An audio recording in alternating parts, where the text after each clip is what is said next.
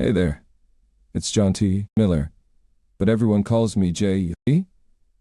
I left my office job 8 years ago to start my own business, and things have been going pretty well since then.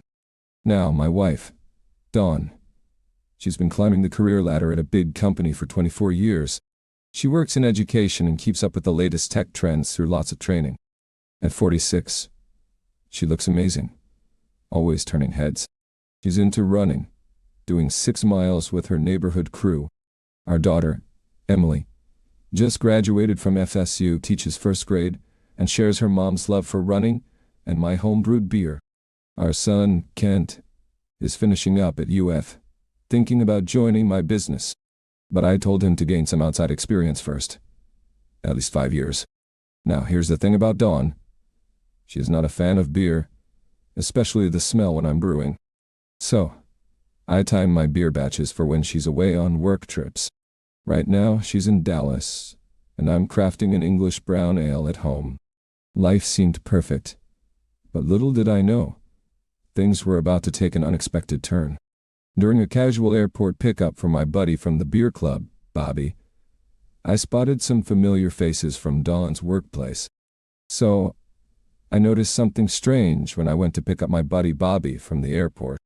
Dawn, my wife, wasn't with her colleagues like she was supposed to be. I hadn't called her office line in ages, but I did this time, and her voicemail confirmed she was supposed to be in Dallas. Weird, right? Her colleagues were there without her. I met up with Bobby, told him what was going on, and he suggested I talk to Steve, a club member who's also a detective. I tried calling Dawn, playing it cool, but her excuse about staying behind for work just didn't make sense. Late at night, I called Steve and spilled the beans about the whole airport situation and Dawn's suspicious voicemail. I had this gut feeling that something wasn't right with my happy life. Steve pointed me to Frank Jones, a private investigator, to dig deeper. The next day, Frank and I had a chat. He asked me if I was sure I wanted to uncover whatever messy situation might be there. Was I ready to face the truth? No matter what? I was determined. So Frank's sending someone to Dallas to keep an eye on Dawn, and his team will check out training schedules and talk to those instructors from the airport. Meanwhile, Frank told me to play detective at home. I started with Dawn's dresser, checked her closet full of boxes, and then went to the bathroom. Nothing unusual. Back in the closet, I went through everything, but found nothing that screamed secret affair. It's like looking for a needle in a haystack without even knowing if there's a needle to find. After tearing through my entire place, the master bedroom, guest room, den, garage, and even the attic, I still had no clue about the truth.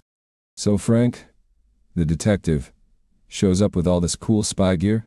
We set up cameras and recorders in the house, turned Dawn's car into a tracking device, and then relaxed with a cold one while Frank gave me the scoop. Turns out, Dawn's teaching gigs have different durations, like 3 days sometimes or 5 other times. The Dallas class? Just a 3-day thing. Her colleagues, Tom, Paul, and Bev, they all flew back on Wednesday night without any fuss. Dawn's supposed to stick to teaching, not dealing with the classroom grunt work. Sitting there, my anger boiling, I remembered what my dad used to say about keeping your cool. Tough, right? Dawn's been feeding me lies, and I'm determined to confront her. The house search didn't turn up anything, except the fact that Dawn always rushed to wash her clothes as soon as she got back. Weird, right? So, here's the plan. Frank would grab Dawn's luggage at the airport, and I'd find a way to mess with the washing machine. Frank took off, assuring his Dallas buddy was on Dawn's trail. I couldn't bear the idea of sleeping in our bed, so I crashed in Kent's room, tossing and turning all night. Next morning, I stuck to my usual routine. Went to the office to clear my head. Frank buzzed me around lunchtime, and we planned to meet at my place. He showed up at 2, carrying files. The Dallas detective had come through with a full report, including photos. The plot was thickening, and I braced myself for whatever those files would reveal. Frank had this photo of 6 people having a good time at a dinner table. 3 men, 3 women, all paired up. He wanted to know if I recognized anyone. I squinted hard at that picture. Now, in those pictures Frank showed me, the only face I recognized was Dawn's. He handed over some close-ups, and after a good look, I told him one of the guys seemed kind of familiar, but I couldn't figure out where I knew him from.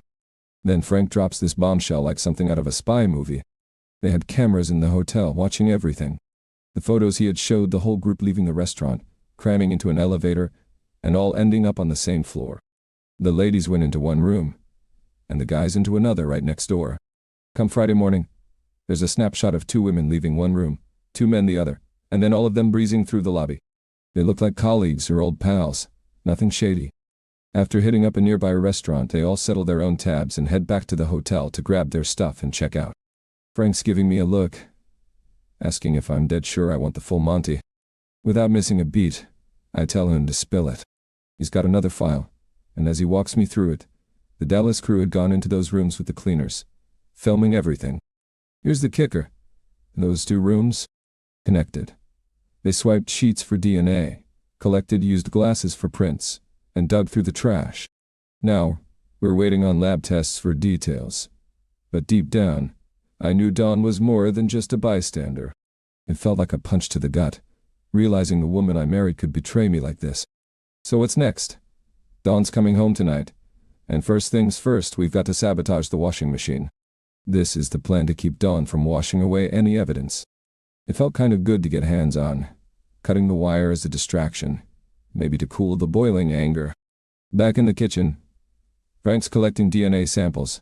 Mine, the kids, and digging through Dawn's hairbrush. When he asks for hair from the kids, a chill runs down my spine. Could it be? He's just crossing off items on a checklist, but the thought of my kids not being mine? That's another level of betrayal. We've got baby hair clippings saved up. One from each kid should do the trick. Frank's got another plan. Snag Dawn's luggage at the airport. Buy us some time. With her bag missing, she'll be late, wrapped up in reporting it. That gives me space to get my head straight. And then, the real act begins. Can I hug her? Kiss her? Sit through her stories like nothing's wrong? Can I take her out? Sleep with her? All while knowing what I know. It's a performance that might need to last months while Frank's team does their thing, unraveling Dawn's secrets. Could I pull it off? Could I live with the lies? The facade? Just to get to the truth? I told Frank, yeah, I'll do it. I have to. The truth is all that matters now, no matter how long it takes or how much it hurts. Frank's wheels were turning. He had a plan. He wondered if I could head out on a business trip. Something to throw Dawn off. Maybe even catch her in the act if she's been having her secret fun on the side. Now, since we can't eavesdrop in her office, Frank wants to bug something she always has with her. I'm coming up empty until it hits me. Her briefcase. Not perfect, but it's a start. Frank hands me a tiny bug to plant later that night. As he leaves, he throws one last task my way. Check Dawn's underwear for any signs. Stay cool, he reminds me. I'm trying, but it's like a high-wire act. I'm out on the deck, sipping on a porter, trying to think if there's anything else off about Dawn, aside from her laundry routine. Nothing comes to mind. Just as I'm about to head inside, Frank's on the line. They've got Dawn's luggage. It's off to the lab. D. Remember, keep your head, he says. And that's what I'm holding on to as I get ready for the evening's performance. Dawn rolls in, clearly worn out from her trip and fuming over the lost luggage, especially a couple of pairs of new slacks. But she still finds the energy for a loving embrace, and the usual I missed you routine. Once she goes up for her bath, I secure the bug in her briefcase and try to relax with some TV. But my mind keeps replaying her arrival, searching for any clues that might give her away. She seems genuinely glad to be home, making my act feel even more strained. I've got to get better at this deception game, or she'll read me like an open book. Pushing those thoughts aside, I get ready for bed, where we end up tangled in each other's arms. The usual post-trip ritual. Come Saturday morning, Dawn is out cold, probably because she isn't stressing over laundry duty, thanks to the missing luggage. And there I was, checking out her underwear like some kind of detective searching for any sign of wrongdoing. Nothing stood out. They looked just like any other day's laundry. After my own shower, I started the coffee and grabbed the paper, trying to keep things normal. Dawn strolled into the kitchen, all smiles and well-rested, and I turned on the charm, offering her coffee and breakfast. We joked about her lost luggage, and I had to chuckle along. With breakfast finished, I headed outside to tackle my to-do list. A bit later, Dawn came out, off to the store, and I told her I'd be busy with the beer transfer. It's all about sticking to the usual routine, even when everything feels like it's hanging by a thread. Dinner at our favorite Italian spot felt like a scene from a movie where the main characters pretend everything's normal. We talked about her trip, my upcoming Saint Louis run, and the lost luggage, which she half hoped would stay lost just for the excuse to shop for more, except for those new slacks she liked. I played my part, boasting about my latest homebrew venture. After dinner, it was like any other evening before a business trip. The drive to St. Louis was my time to think. And while I usually ponder over business matters, this time Dawn was the only thing on my mind. I checked in with Frank from the road, updating him on the weekend and trying to get a read on his thoughts. No news yet, but he promised to keep in touch. As the miles and hours slipped by, I needed to hear Frank's unvarnished take. He didn't sugarcoat it. He and Joe in Dallas both thought Dawn was in deep, likely for years. It wasn't just a one-time thing. These people knew each other too well. Their casual demeanor, the way they handled themselves, it all pointed to a long-standing affair. Frank said that outside those hotel rooms, the six of them were just friends. But once the doors closed, it was a different story. They knew how to put on a show, and that's what hurt the most. It was a long-running act, and I had no clue. Frank's final piece of advice was to make a decision about Dawn and this whole mess. That's when I got in touch with my lawyer Mike, asking for the contact details of the best divorce attorney. I filled him in, and he mentioned Dave Ford would be getting in touch. Life can take unexpected turns. One day, you're talking about homebrew and dinner plans, and the next, you're consulting with divorce lawyers about the end of a once-thought bulletproof marriage. Later, at my St. Louis hotel, I made the usual call home to Dawn, letting her know I arrived safely. Everything seemed normal, but beneath the surface, I was arranging the pieces of a different game. I touched base with Fred about our golf plans, trying to maintain the regular pattern of a business trip. Frank called me up later that night for a check-in. I assured him that his and Dave Ford's reputation preceded them, and I was gearing up for whatever came next. This was no longer a defensive play. I was ready to take the field. The next day was a blur of green fairways with Fred, a temporary escape. Frank's midday call on Wednesday found me with an open schedule, ready to head back home the following morning. When Dave Ford, the attorney, and I finally spoke, I briefed him on the situation. He praised the strategy and acknowledged Frank's investigative prowess. Dave's big question was about my intentions, and I laid it out plainly. If Dawn's cheating, I'm filing for divorce. Yet, I needed the full picture from Frank's investigation to gauge how far I wanted to push back against Dawn and her secret group. Dave explained the legal landscape, saying a no-fault divorce could be swift and less costly in Georgia, especially since our kids were grown. Adultery charges wouldn't really give me an upper hand. It was a lot to think about. I needed time to figure out how to handle the divorce, whether to be assertive or take the easier route. Talking to Dave made it clear. The legal and emotional journey ahead was complex. In a surprising turn, Frank and Steve showed up at my hotel room, signaling something big. Frank's serious expression hinted at the gravity of the news, and having Steve there felt like a lifeline. When Frank finally spoke, the words hit me hard. The lab results were in, confirming Dawn's involvement in that messy hotel situation. It was damning. Each woman, including Dawn, had been with all three men. My heart sank as Frank explained they matched the DNA from Dawn's hair to the evidence on the beds. I was reeling, lost in a deafening silence, struggling to comprehend the betrayal. But the next revelation cut the deepest. Frank hesitated as he told me that neither of my kids were biologically mine. The scream that tore from my throat was more than shock. It was 24 years of trust, love and memories shattering in an instant. As I paced, raged, I was barely aware of Frank and Steve's presence. My perfect world didn't just collapse. It was obliterated. What was I supposed to do now? Every plan, every next step seemed pointless against the backdrop of a lie that spanned more than 2 decades. Struck by disbelief and battered by the storm of betrayal, I found myself in a whirlwind of emotions. The revelation about Kent and Emily and Dawn's decades-long deceit was more than just bad news. It was a seismic shift in everything I thought I knew about my life. The shock gave way to a cascade of feelings, From the initial disbelief to a cold, hard resolve. Frank was right to deliver this news in person. And Steve's presence was not just for support. It became a necessary anchor. Something to keep me grounded. In the quiet aftermath of the storm, as time seemed to pause, Steve and Frank helped me explore my options. With their guidance, I focused on the path forward, making sure this betrayal had consequences for everyone involved. Sleep eluded me that night, but their company prevented me from sinking, helping me stay focused on what needed to be done. My decision was taking shape. I was determined to make each person pay for their role in this deception. My divorce from Dawn wouldn't be a quiet retreat. It would be a declaration exposing her lies to the public. Yes, it meant bringing my own pain into the light, but it was time to reveal the years of deception that had disguised themselves as my life.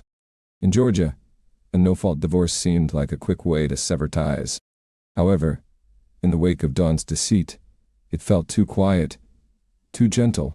The straightforward Georgia process, file, wait a month, then divide what was once shared, seemed inadequate. The evidence we were collecting would fuel a different kind of ending, one where the truth wouldn't be buried under mutual consent but laid bare for all to see. Facing the harsh reality of Dawn's infidelity, I wrestled with the desire for a dramatic court battle for adultery, and the practical approach of a no-fault divorce. The urge to confront Dawn in court clashed with the advice of Steve, Frank, and Dave, who advocated for the latter path. It promised efficiency and less financial strain. The prospect of saving time and money, along with the chance to expose Dawn's infidelity, gradually swayed my decision. Back in Atlanta, we regrouped in Frank's conference room, reviewing the intel we had, identifying what we still needed to uncover, and plotting the most impactful form of retribution. There, I discovered that Dawn hadn't slipped up during my St. Louis trip, but the Gang of Six's past behavior was a different story. Their systematic betrayal, booking connecting rooms, various combinations attending getaways, fueled my frustration. I demanded Frank delve deeper into their lives, creating profiles detailing marital status, children, paternity, employment, residence, a complete dossier on each one. The plan was taking shape. To dismantle the facade of their secret lives as thoroughly as they deconstructed mine. Now it wasn't just about legal payback. It was about unveiling a charade that had lasted almost 25 years. I had this wild idea to expose my wife Dawn's affair right on our 25th wedding anniversary. Frank, a guy familiar with her work schedule, was setting up a spy operation to catch her. It might not hold up in court, but I needed to uncover the truth for myself. The perfect time for the big reveal was approaching. A class Dawn was teaching in Orlando, ending right before our anniversary. I told everyone that's when I dropped the bombshell. It would be our anniversary, but not the kind you celebrate with cake. This was a game changer. No more playing the clueless husband. It was time to show Dawn and her affair buddies what happens when you mess with me. I was ready to turn the tables and make them feel the pain they caused. Update. Just got the scoop from Frank and Dave's office, and it's like a plot twist from a soap opera.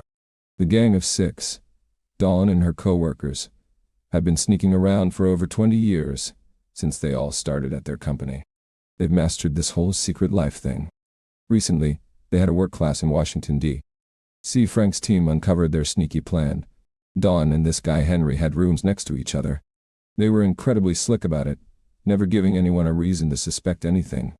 Throughout the hotel, they'd spread out, making sure no one saw them going into each other's rooms. All day, they acted like normal coworkers. But at night, they'd sneak off to their secret rooms. Here's the kicker. They only did it late at night, then quietly returned to their own rooms before anyone was up, except on specific nights like Saturdays and Thursdays. Their act was quite convincing. In the daytime, they'd chat about ordinary things, where they were staying, what they were eating, their kids, and their spouses. No one would ever guess that these were the same people secretly getting together at night. They've been playing this game for 24 years, keeping everything hidden right under everyone's noses. Frank's team, always efficient, teamed up with the hotel's cleaning service to gather the needed evidence. The aftermath of those encounters in the connecting rooms provided a load of DNA evidence. The bedsheets filled with the DNA of the Gang of Six and the personal items left behind painted an undeniable picture. George and Chuck's unknowing parenthood of Emily and Kent was confirmed, their genetic markers unmistakably present in the collected evidence. The reality of their actions, once concealed in secrecy, was now laid bare in the most indisputable manner. George C. Thomas in Richmond, Virginia, with his wife and 2 adult children, was about to have his life turned upside down by the revelation of his additional daughter. Similarly, Chuck in Columbia, South Carolina, enjoying a steadfast marriage with his high school sweetheart, was on the verge of being shocked by the discovery of his extra son. Henry, with his twins in Little Rock, Arkansas, Joyce, approaching her silver anniversary in Miami, Florida, and Catherine's family in Knoxville, Tennessee, all of their seemingly content lives were reflecting the hollow perfection of my own before the truth came to light. The gang of 6 had everyone fooled for over 23 years, pretending they were happily married, but their little act was about to crash and burn. Seeing my own life fall apart was just a sneak peek of the mess that was about to hit them. Things were getting more complicated by the minute. Now we were questioning who really fathered Joyce's and Catherine's kids. Chances were high that the dads were part of their secret club. Frank was racing against the clock to dig up the truth, and he needed answers before next Wednesday. In Dave's office, the air was thick with bombshells. Turns out Dawn's business trip to Orlando was just a prelude to our anniversary. And boy, she didn't care one bit about the 25 years we'd been married. My initial shock was swiftly followed by a cold, hard focus on the reality of our relationships. Henry, as it turned out, was the father of Joyce's daughter and Catherine's son, while George and Chuck had fathered Catherine's daughters. Joyce remained the only one to have a child by her husband, a single thread of fidelity in an otherwise tangled narrative of infidelity. After absorbing all this information, I began to feel this cold determination. Pretending to be the loving husband while plotting Dawn's downfall felt like playing a dark game. I had gone through all the sad and angry stuff, and now I was all about being strategic. Just a little longer and I could drop the bombshell. It was kind of twisted, acting like everything was fine, mirroring Dawn's own deception. She had kept up her act for 24 years, so I figured I could keep mine going for a few months. I was never the type to play this kind of game, but now it felt like payback time. Frank's crew was getting ready to do the same spying they did in Washington, but in San Diego this time. However, I was really focused on what would go down in Orlando. That's where I'd show everyone what Dawn and her gang of 6 had been up to. Her staying there instead of coming home for our anniversary just showed how little she cared. The plan for Orlando was bold. I'd surprise everyone by showing up as the instructor on Wednesday and let the truth out in front of everyone. Dave and his team were getting all the legal stuff ready for the big day. As it got closer, Dave, Frank, Steve and I went over everything. We made sure we had every angle covered. Frank's team would be there keeping an eye on the gang of 6 for any last-minute info. I was gearing up for the showdown. This wasn't just about exposing Dawn and her friends. It was about making a big statement. I was about to step up and change everything, and they had no clue what was coming. Update. On Saturday after Dawn left, I called up the spouses of her gang of 6. I spun them a story about throwing a surprise for our 25th anniversary and asked them to join in Orlando. I arranged tickets for them, saying it was all on me. I then told Kent and Emily to come to Orlando too, saying we were going to surprise their mom. On Tuesday night, we gathered, and I shared everything with Kent and Emily about Dawn, the affair, and that I wasn't their biological dad. There were lots of tears, and we hugged each other tightly. They had many questions, and I didn't hold back on the truth. I asked them to promise not to tell Dawn about what was about to happen. Looking them in the eye, I expressed my desire for them to be present when I confronted Dawn, but I didn't want to force them. I cautioned them that it might be tough, as the news was going to be in the papers back home, and I would be saying some harsh things to Dawn and her friends. I reassured them it wouldn't change our bond. I loved them no matter what, and in my heart, they were my children. Kent, with tears in his eyes, wondered if I could ever forgive Dawn. Emily questioned why we couldn't attempt to fix things with a counselor. It was challenging to remain calm, but I took a deep breath and asked them to put themselves in my shoes, to imagine their most beloved person lying to them for their entire life. This was to help them understand why I couldn't simply forgive and forget. In the end, I emphasized it was their choice to be present or not. My love for them was unconditional, now and forever. Then, I asked Kent and Emily to envision having a perfect life with their family, like a movie where everything was just right. A great job, wonderful kids, and engaging in family activities like soccer practice and vacations. Every day, they're grateful for this life, thinking it couldn't get any better. Next, I had them imagine a different kind of movie. In this one, their spouse is in a hotel room not with them, but with other people. And they're not just hanging out, they're picking cards. And when their spouse gets the ace of spades, they're super happy, but not for a reason you'd want. So I asked Kent, "Do you think your wife really loves you?" And Emily, I asked her to think about how she'd feel if her husband was one of the men in that room. They were upset, tears in their eyes, really feeling it. I let them sit with that for a minute before moving on. Then, I shared with them the most challenging part of the situation. This wasn't just a one-time thing in the movie. It's been happening for 24 years, 4 times a year. I even have videos to prove it, right on my laptop. I told them, right now, not even a mile from here, they're filming another one of those movies. I asked how they would feel if they found out they weren't the real dad to their kids, or if Emily's husband had kids with someone else. It's a tough thing to hear, and I could see it in their faces. Then, I finished up by saying, the person you thought loved you is skipping out on family time just to be with these people for extra days of, well, you know. It was a lot for them to take in, and I wanted to make sure they really understood why there was no going back to how things were. Why counseling wasn't an option for me. It wasn't just about the cheating. It was about a whole secret life. I explained to Kent and Emily how their mom would stay 2 extra days just for sex, and then need a whole day to recover before she could be with her family. How much love, respect, and care does that show for her family? I asked them. It was clear that Dawn's actions had hurt us all deeply. Kent, fighting back tears, admitted he hadn't seen it like that before. He realized that he wouldn't want to be treated like that by his wife, and he saw how much pain this had caused me. "I love you, Dad," he said, still unsure if he could face the confrontation. Emily was firm. She was angry and ready to support me, telling Kent that he needed to stand by us too. "Mom chose them over us," she said, and that seemed to make everything click for Kent. I was taken aback by her passion, her determination, and I felt an immense love for both of my kids. Emily was eager to know my plan for the next day, so I told her about inviting the gang of 6 spouses to what they think is a celebration of our 25th wedding anniversary. It's going to be a shock for them, and I plan to let them see all the evidence for themselves. And by the way, I added, you've got some half-siblings you might want to meet someday. I wanted Dawn's affair to come to light in the most impactful way, and for her and her friends to face the consequences of their actions directly from their own families. Final update. The other spouses from the gang of 6 came to the hotel, and we all had a good lunch together, getting to know each other. Then, at 2 p.m., accompanied by Kent, we headed to the location of Dawn's class. Waiting for us in the hotel lobby were a lawyer from Dave's firm, a private investigator from Frank's team, and a guy to film everything that was about to happen.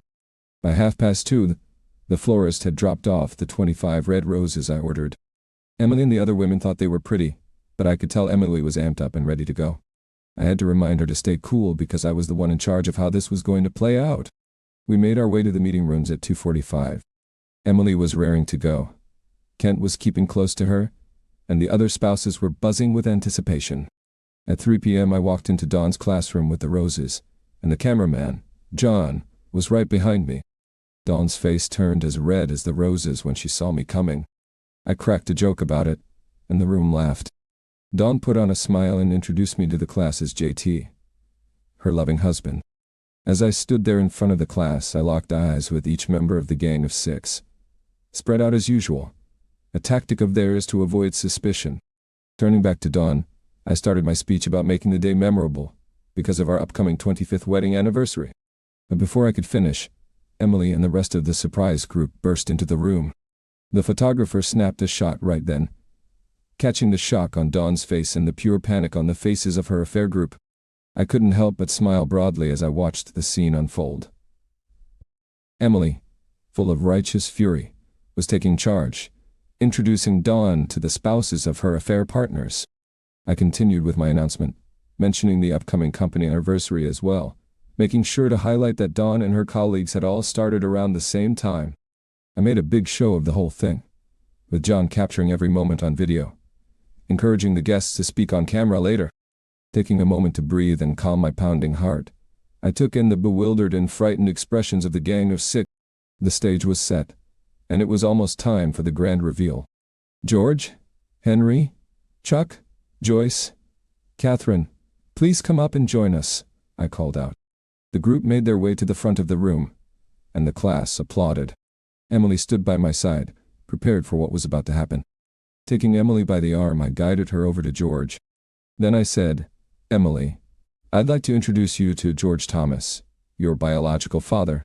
Dawn turned pale, and George's wife looked at me in disbelief, asking me to repeat what I had just said. George is Emily's biological father, I reiterated. George found his voice and questioned how I could be so sure. Extending my hand, the attorney placed 3 documents in it. Turning to George, I handed him the first document, explaining that it was a request for a court-ordered paternity test. Passing him the second document, I declared that I was suing him for 21 years of back child support and emotional trauma. Finally, I presented George with a copy of the lawsuit I was filing against his employer for failing to enforce the morality clause in his employment contract. I assured him that I already had DNA results from an independent lab confirming his biological connection to Dawn's daughter, Emily, and the court-ordered test was merely a formality. Addressing George's wife, I added, Don't worry. I have copies of all the evidence for you to use as you see fit. The classroom erupted in chaos. The other spouses, who had been unaware of the true purpose of the gathering, were in shock. Kent surprised me by stepping forward, standing tall and nodding in acknowledgement. I felt a deep sense of pride in Kent at that moment. So we proceeded to Chuck, where I introduced him to his biological father in the same manner as Emily. I said, Kent, I'd like to introduce you to your biological father, Charles Kent Nixon. The room fell silent when they heard Chuck's middle name. In the hush that followed, the attorney once again handed me some documents, which I went through with Chuck, just as I had with George. Chuck's wife also requested copies of the evidence for her use. In the classroom, things calmed down a bit since most people thought the drama was just about Dawn and her 2 kids, but I had a bombshell ready for the rest of them. With Dawn crying in her chair, I got everyone's attention again. This isn't what you expected when I walked in, I said. But hang on, because we're just getting started. The room fell silent. I laid it all out, telling them about the Gang of 6 and their 24-year history of secret meetings during these classes. I broke down the parentage of all the kids involved, leaving no doubt about the web of lies and deceit. The room erupted into chaos as the reality of the situation hit everyone. I didn't go into all the messy details, but all the legal documents were handed out. The spouses got copies, and the Gang of 6 faced the music right then and there. When I gave Dawn the divorce papers, I told her we were done. No calls, no coming home, and no trying to see me. After everything settled down and I was back in my hotel room, I thought about how it all went down. Emily had thrown off my plan when she wanted to confront her biological father right away.